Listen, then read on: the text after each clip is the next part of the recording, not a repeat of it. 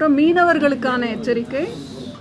தமிழக கடலோர பகுதிகள்னு பார்த்தீங்கன்னா இன்று 19ஆம் தேதி தென் தமிழக கடலோர பகுதிகள், மன்னார் வளைகுடா, அதனை ஒட்டிய குமரிக்கடல் பகுதிகள் மற்றும் தென் தமிழக கடலோர பகுதிகள், மன்னார் வளைகுடா மற்றும் அதனை ஒட்டிய குமரிக்கடல் பகுதிகளுக்கு செல்ல வேண்டாம் என்று அறிவுறுத்தப்படுகிறார்கள். எதனால் அப்படின்னா, சூறாவளி காற்று மணிக்கு 45 முதல் 50 கிலோமீட்டர் வேகத்திலும் இடையிடையே 55 கிலோமீட்டர் வேகத்திலும் வீசக்கூடும்.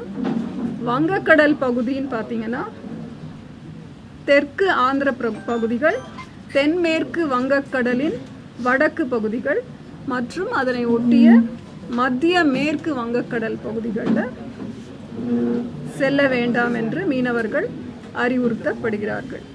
20 முதல் 23 மே வரை எச்சரிக்கை மீனவர்களுக்கு எதுவும் இல்லை.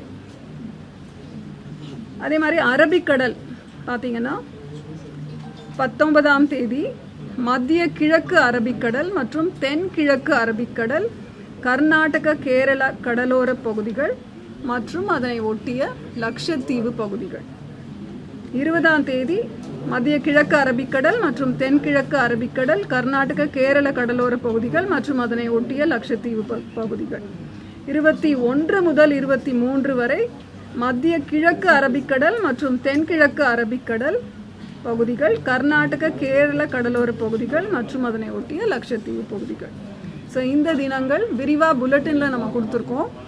இந்த நாட்களில் மீனவர்கள் இந்த பகுதிகளுக்கு செல்ல வேண்டாம் அப்படின்னு அறிவுறுத்தப்படுகிறார்கள். பிளே ஸ்டோர் மற்றும் ஆப் ஸ்டோரில் இருந்து பாலிமர் செயலியை QR கோடு மூலம் பதிவிறக்கம் செய்யுங்கள். செய்திகளை உடனுக்குடன் பெறுங்கள்.